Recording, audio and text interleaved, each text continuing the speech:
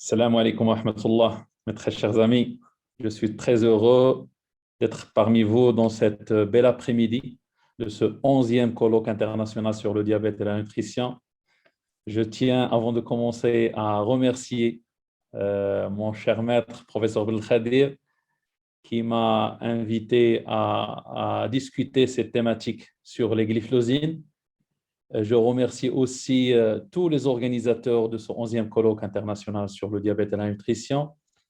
Et sans oublier, je tiens à remercier aussi le laboratoire Boehringer qui m'ont proposé à animer ce symposium qui va parler sur l'intérêt ou la place des glyphosines dans la prise en charge du diabète de type 2. Voilà mes liens d'intérêt. Donc, nous allons aborder cette discussion selon cette démarche et ça va être articulé d'abord sur une introduction sur comment, pour répondre à la question, comment on a pensé à introduire ce blocage du symporteur glucose-sodium au niveau rénal dans la thérapeutique antidiabétique. Par la suite, nous allons discuter en série l'efficacité de cette thérapeutique sur le plan métabolique, sur le plan cardiovasculaire et sur le plan rénal. Et nous allons discuter brièvement sur la tolérance et surtout, nous allons mettre un point sur les moyens pratiques pour guetter ces problèmes de tolérance. Et nous allons finir par des recommandations. On ne va pas rappeler les recommandations. Tout le monde maintenant, c'est figé. Tout le monde les connaît. Mais on va surtout commenter sur la praticabilité ou l'applicabilité de ces recommandations contemporaines. Donc, pour introduire cette thérapeutique, donc les deux thérapeutiques qui ont atterri récemment, donc les dernières 15 années du diabète de type 2 par voie orale, ce sont les inhibiteurs de DPP4 et puis les inhibiteurs du SGLT2, appelés aussi les glyphosines. Bon, le S, c'est le sodium, GL, c'est glucose, et T, c'est transporteur. Et 1 et 2, on a deux transporteurs 1 et 2, on va voir ça dans le mécanisme d'action. Donc, comme a été publié dans cette publication dans la revue médicale de Liège par Andai Shin, c'était une révolution dans le traitement du diabète de type 2, l'apparition de ces deux médicaments, les analogues GLP-1 et les glyphosines, dans le diabète. C'est une révolution d'une part par leur protection apportée pour le diabète de type 2, qui a été découverte, je le rappelle, de façon par hasard, mais aussi par ce mécanisme d'action unique et qui donne à cette thérapeutique cette accessibilité à être associée à toutes les classes antidiabétiques et qui donne aussi, par l'intermédiaire de ce mécanisme, à diversifier les mécanismes d'action. Voyons voir maintenant, on va essayer de… cette action se résume sur le rein. Maintenant, quels sont les éléments qui nous ont fait penser à explorer et à voir comment sont sorties les choses pour dire qu'en inhibant ces récepteurs, on va gagner quelque chose sur le diabète de type 2. D'abord, on a découvert chez le diabétique de type 2 une surexpression de ces récepteurs, de ces SGLT2 au niveau tubulaire, mais aussi du GLUT2 au niveau tubulaire rénal. On a aussi une augmentation de la capacité de réabsorption qui se développe par le biais, bien évidemment, de cette surexpression de récepteurs et qui est un mécanisme d'adaptation à l'hyperglycémie chronique. Après, on a l'absence de glucosurie, et ça, vous l'avez déjà remarqué avec vos patients, malgré des glycémies qui dépassent 2,5 grammes par litre, on a l'absence de glucosurie chez les patients diabétiques. Et finalement, on a moins de glucose éliminé, ce qui est responsable de l'aggravation des glycémies et ce qui nous a fait pousser à rechercher, à bloquer ces récepteurs pour avoir une action, je dis bien une action anti-diabétique au départ, avant même de penser qu'on pourrait avoir des résultats sur le plan cardiaque et rénal. Donc, l'histoire des glyphlosines, ça a commencé il y a longtemps par la florizine en 1835. C'est un inhibiteur de SGLT2, mais à cette époque-là, on croyait que le diabète était une maladie rénale. Vu la symptomatologie, sa symptomatologie par le syndrome polyuropolydipsique, on pensait que le diabète était une maladie rénale. Et donc, la simple prise de cette florizine, qui est une molécule extraite des écorces des arbres fruitiers et qui est responsable de la reproduction de la symptomatologie de la maladie diabétique par son effet diurétique. Et donc, on pensait que la prise de cette florizine engendrait la maladie diabétique, alors qu'actuellement, et à partir de 2013, on a pensé autrement à faire introduire ce blocage de ces récepteurs de SGLT2 dans un but de traiter la maladie diabétique. Et on a eu en 2013 l'apparition, en fin 2013, l'apparition de la canagliflozine, et puis en 2014, la dapagliflozine suivie de l'empagliflozine. Et les derniers nouveaux-nés, c'est surtout l'ertugliflozine et la sotagliflozine en 2019, qui est un bloqueur double de SGLT2 et de SGLT1. Le mécanisme d'action. Comment agissent ces bloqueurs? En bloquant le récepteur de type 2 de SGLT2, du symporteur glucose et sodium au niveau tubulaire rénal, on va avoir la charge de glucose filtrée qui dépasse largement, physiologiquement, elle est de 180 grammes, mais chez le patient diabétique, elle va dépasser 180 grammes, et du coup, on aura moins de glucose réabsorbée et on aura une augmentation automatique de la glucosurie qui sera responsable d'une perte calorique de 280 kilocalories par jour en moyenne.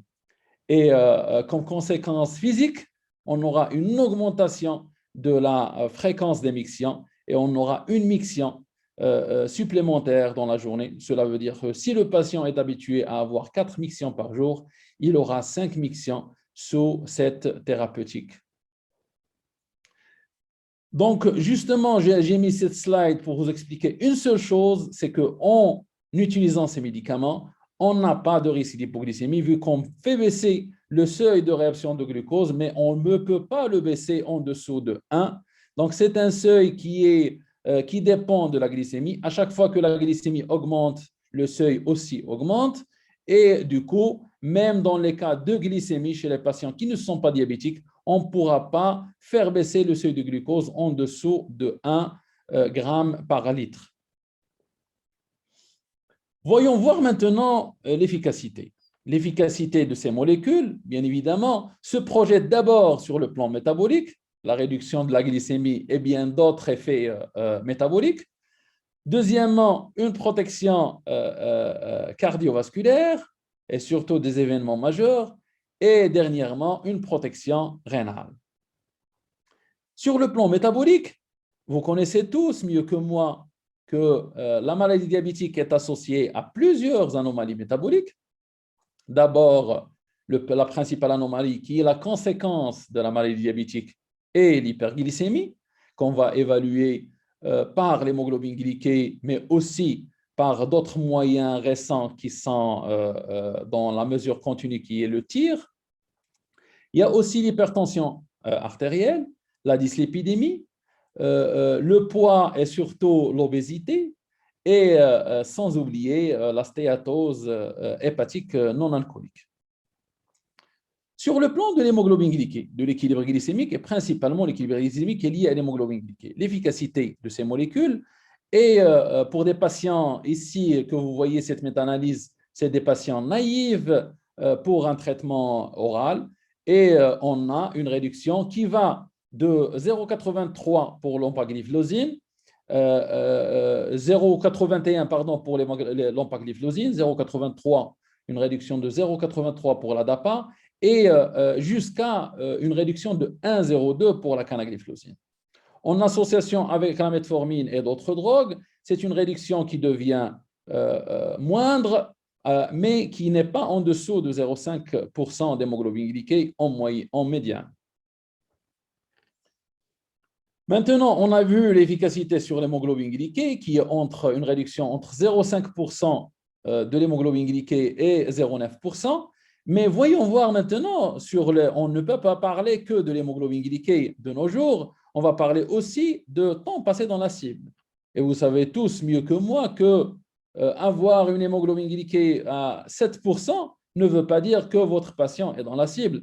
On pourra avoir, comme ici, le premier malade, vous pouvez avoir que 40% dans la cible. Et le deuxième malade, on peut avoir un patient qui est moyennement équilibré, qui représente la plupart de nos patients et qui va être à 70% dans la cible. Et l'idéal et le meilleur, c'est avoir un patient qui ne franchit pas 180 en haut et 70 en bas. Et on va dire que c'est un patient qui est 100% dans la cible. Et tous les trois ont une hémoglobine glyquée qui ne dépasse pas 7%. Maintenant, l'effet en prenant l'empagliflozine, qui est le chef de file sur les études réalisées cardiovasculaires, ici, on a fait une étude sur le tir chez les patients qui prennent l'empagliflozine contre placebo, et on a vu que les patients, en prenant l'empagliflozine, on aura plus de patients dans la cible, à savoir 77 patients qui prennent 10 mg d'empagliflozine et 81 patients qui prennent 25 mg d'empagliflozine seront dans la cible.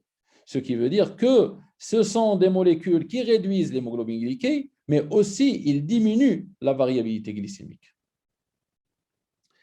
Un autre atout pour cette classe thérapeutique, c'est surtout la réduction de la mise sous insuline chez les patients diabétiques. Et du coup, dans l'étude en pareil, on a remarqué que 60% des patients ont vu cette réduction de mise à l'insuline qu'ils étaient dans le bras empagliflozine. Donc, l'efficacité sur le plan métabolique et sur le plan hyperglycémie, c'est démontré sur l'hémoglobine glyquée, sur la variabilité. Et aussi, on a d'autres atouts métaboliques, à savoir la réduction du poids, qui est pour l'empagliflozine la réduction de 3,65 kg jusqu'à 4,53. Et si en prenant toutes les classes des glyphlosines, on a une réduction du poids qui est entre 2 kg et 4 kg pour cette classe. Il y a aussi son atout qui est très minime sur la baisse de la pression artérielle, surtout la pression artérielle systolique. Et vous avez une baisse qui avoisine ici les 150 mm de mercure. Mais dans les études interventionnelles, c'était une réduction qui ne dépasse pas 5 mm de mercure. Donc, on peut dire que sur plusieurs paramètres métaboliques, l'hémoglobine glyquée, le poids et la pression artérielle, on a une amélioration des paramètres métaboliques chez notre patient. Ce n'est pas tout. Il y a aussi le paramètre de la graisse viscérale. Ici, on a démontré qu'on baisse le poids chez les patients, mais on baisse surtout la graisse viscérale beaucoup plus que la graisse cutanée, ce qui a été démontré dans cette étude-là sur de l'empagliflozine, où on a un effet péjoratif un effet important sur l'adiposité viscérale. Et vous avez la réduction de la circonférence abdominale, on a aussi la réduction de l'obésité, de l'index d'obésité centrale et la réduction de l'index d'adiposité viscérale. Ce qui veut dire qu'avec les glyphlosines et avec surtout en particulier l'empagliflozine, on réduit le poids, mais surtout aux dépens de la graisse viscérale, ce qui est important en matière de prise en charge du diabète de type 2. Donc, si on veut résumer les différents atouts de cette classe thérapeutique en ce qui concerne l'efficacité métabolique, on a une réduction de l'hémoglobine glyquée et surtout aussi de la variabilité glycémique. On a une réduction de poids et de l'adiposité viscérale et on a d'autres atouts sur le plan métabolique, à savoir l'amélioration du bilan lipidique, l'amélioration de la pression artérielle systolique, la réduction de l'acide urique de 5 à 10 mg par litre et aussi l'amélioration des paramètres hépatiques. On va passer maintenant à la protection cardiovasculaire. Cette protection qui a été démontrée dans les études de CVOT, qui ont été imposées par la FDA au départ. Et on voit ici ce que vous voyez en vert, ce qui était significativement protecteur des événements cardiovasculaires. Et vous voyez que le feu vert est allumé dans tout, a été démontré sur tous les plans pour l'empagliflozine. Et vous pouvez remarquer que l'effet sur l'insuffisance cardiaque, par exemple ici au milieu, est un effet homogène, est un effet de classe pour toutes les classes thérapeutiques. Vient par la suite l'effet sur le décès cardiovasculaire, surtout quand on l'associe à l'insuffisance cardiaque, on a un effet qui paraît, on va dire, reproductible avec presque toutes les classes thérapeutiques. Et si on veut fouiller, la réduction de décès cardiovasculaires a été surtout objectivée dans l'étude avec l'empagliflozine. Ici, les autres études, on n'a pas réussi à le démontrer. On l'a démontré dans la DAPA-HF, mais dans la DAPA-HF, on n'avait pas une étude qui était dédiée, c'était plutôt pour l'insuffisance cardiaque, mais elle n'était pas dédiée aux événements cardiovasculaires. Voyons voir maintenant si on veut fouiller dans l'insuffisance cardiaque. Dans cette étude EMPEROR-Reduced, on a pris des patients insuffisants cardiaques avec une fraction d'éjection diminuée.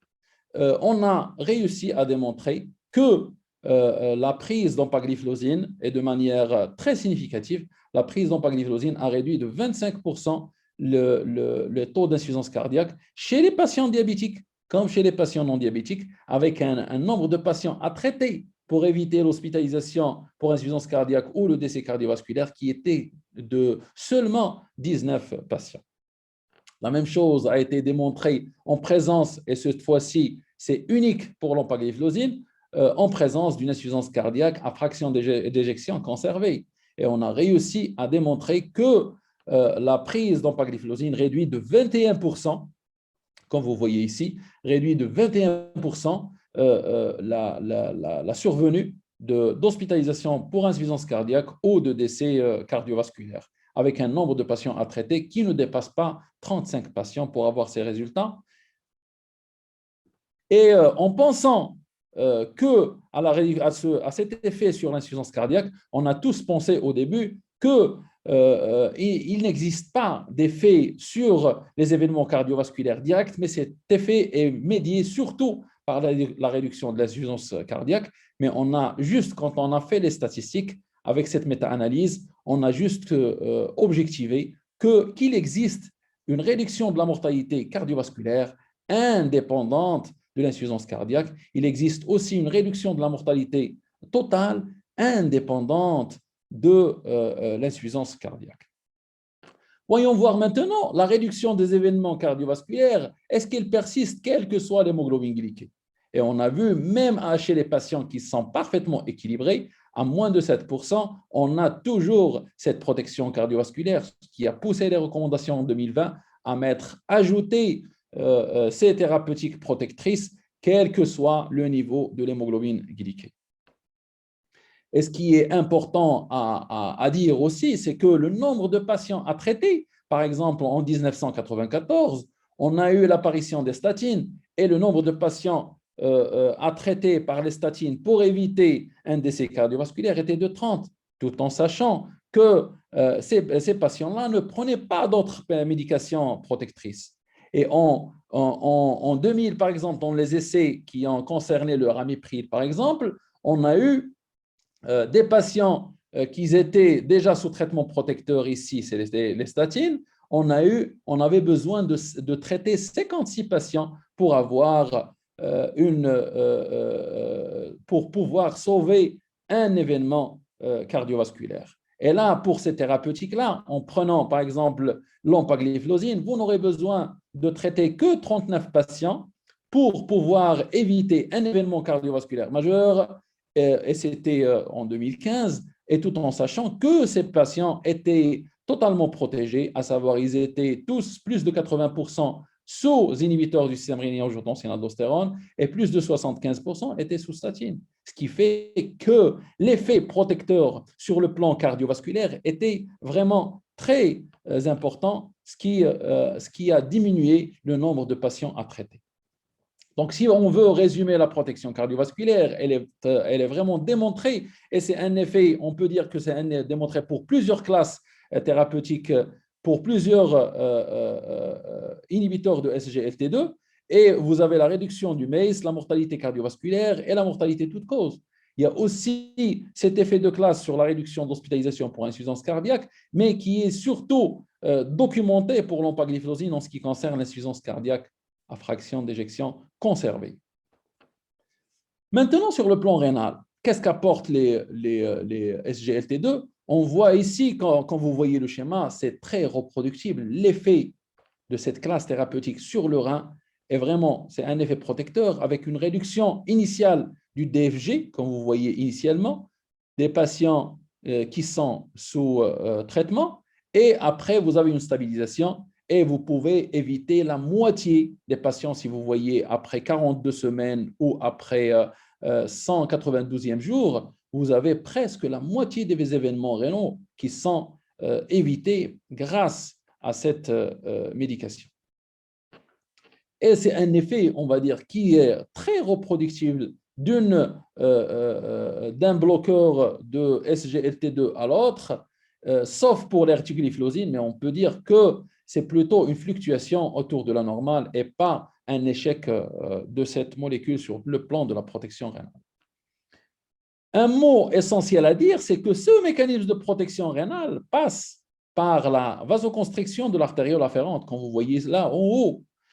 Et par contre, les bloqueurs du système rénin-angiotensine, leur effet protecteur du néphron passe par la vasodilatation de l'artériole afférente. Et les deux vont avoir comme conséquence la diminution de la pression intraglomérulaire, ce qui va diminuer la réduction néphronique. Et du coup, comme ces deux mécanismes sont complémentaires, l'association du bloqueur du système rénin-angiotensine avec les glyphlosines est le bienvenu en matière de diabète. Et les deux, je le rappelle, constituent des piliers de protection rénale. Quand on voit une molécule qui nous a séduit sur le plan d'efficacité métabolique, cardiovasculaire et rénale, on veut savoir tout, surtout sur le plan tolérance. Et là, on peut dire que sur les principaux essais, que ce sont des molécules qui sont bien tolérées. Et vous avez ici le taux des infections génitales qui est multiplié. L'effet secondaire le plus important, c'est les infections génitales, qui est surtout mycosique et surtout chez la femme, qui est multiplié par 3 à 6 selon les études. Et vous avez aussi l'augmentation de la fréquence qui est multipliée par 3 des cétoacidoses euglycémiques, qui est aussi à prendre en compte, et surtout dans les situations qui peuvent causer une cétoacidose, notamment les infections et les chirurgies. Les autres effets secondaires n'étaient pas vraiment démontrés dans toutes les études, à savoir les infections urinaires, la dépression volumique, l'insuffisance rénale aiguë, c'était surtout, il y a surtout une protection sous glyphlosine et pas une augmentation de l'insuffisance rénale aiguë. On a beau parler de l'augmentation de la fréquence de la gangrène de Fournier, mais on n'a que 55 cas qui étaient rapportés. Et dans les études interventionnelles comme dans les études observationnelles, on n'a pas eu d'augmentation de cette fréquence. Pour les amputations, dans l'étude Canvas qui a été faite pour la canagliflozine, on a remarqué qu'il existe une augmentation, une multiplication par 2 des taux d'amputation mineurs. Ça n'a pas été reproductible dans les autres études, mais il faut toujours garder cette vigilance en matière de patients que vous allez les traiter et qui ont une artériopathie oblitérante des membres inférieurs qui n'est pas encore revascularisée. Et je crois que c'était seulement par le faible débit lié au pouvoir diurétique de ces molécules qu'on avait cette augmentation de taux ou cette multiplication de taux d'amputation mineurs. On ne peut pas parler d'effets secondaires sans parler d'hypoglycémie. Et là, on peut dire que l'empagliflozine a le taux d'hypoglycémie le moindre par rapport aux autres glyphlosines. Et il faut dire que ce taux d'hypoglycémie est multiplié par 10 quand on veut, les glyphlosines sont associées à des médicaments hypoglycémiants comme les sulfamides et l'insuline. D'où l'intérêt d'avoir une certaine précaution avec ces médicaments.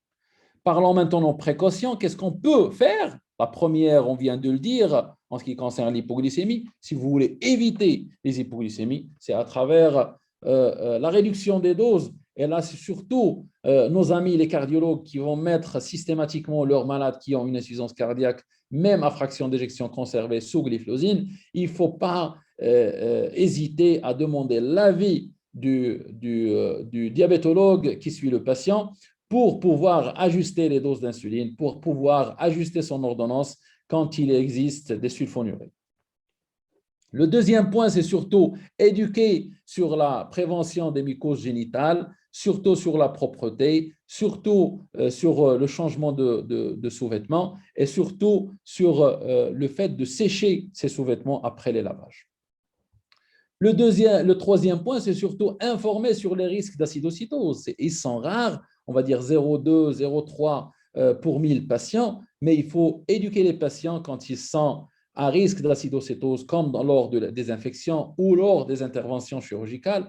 Alors, prenons par exemple l'intervention chirurgicale, il faut penser à arrêter les médications 3 jours, comme on faisait pour la metformine. Donc, arrêter 3 jours avant l'intervention chirurgicale et reprendre après la reprise de l'alimentation chez les patients opérés. Et il faut, on l'a déjà dit, on le redit, une précaution particulière doit être accordée aux patients qui ont une artériopathie oblitéraire des membres inférieurs et surtout les patients qui ne sont pas encore revascularisés. Maintenant, on va essayer de parler brièvement sur les recommandations, que ce soit les recommandations américaines que européennes. Les glyphlosines occupent une place importante, que ce soit en présence d'indicateurs de risque cardiovasculaire élevé, en présence d'insuffisance cardiaque ou en présence de maladies rénales chroniques. Là aussi, en absence de ces 3 paramètres, elles occupent une place importante lorsqu'on veut éviter l'hypoglycémie chez certains terrains particuliers et lorsqu'on veut éviter la prise de poids. Ce sont, avec les analogues GLP-1, ce sont les médicaments qui sont réducteurs pondérales, alors que les inhibiteurs de DPP4 ont seulement une neutralité. Et pour le coup, les médicaments célèbres, c'est les sulfamides. En ce qui concerne les recommandations de KDIGO en 2021, ils ont surtout insisté à mettre les patients diabétiques ayant une maladie rénale chronique et on a poussé le DFG jusqu'à 30. Donc, on peut prescrire ces médications jusqu'au 30 et on a l'effet protecteur rénal qui persiste malgré la diminution de l'effet sur les paramètres métaboliques sous glyphlosine, mais on a la persistance de l'effet protecteur rénal pour le moment, jusqu'à une clairance de la créatinine qui est supérieure à 30 ml par minute. C'est bien de mettre des recommandations, mais on va voir surtout, est-ce qu'ils sont appliqués ou pas? Il y avait cette étude, l'étude Capture, qui a été publiée en 2020 et qui parle surtout qui a essayé d'étudier la prévention et surtout la prévalence des maladies cardiovasculaires chez le patient diabétique. C'était une première, mais aussi, elle a essayé d'étudier aussi l'applicabilité des recommandations contemporaines.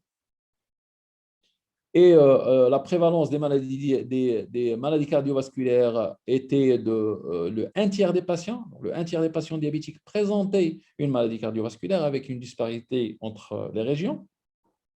Mais surtout, ce qui nous a étonné, c'est l'applicabilité de ces recommandations qui était très diminuée et on avait une inertie qui s'annonce avec seulement 2 patients sur 10 en prévention cardiovasculaire secondaire qui sont sous ces thérapeutiques protectrices.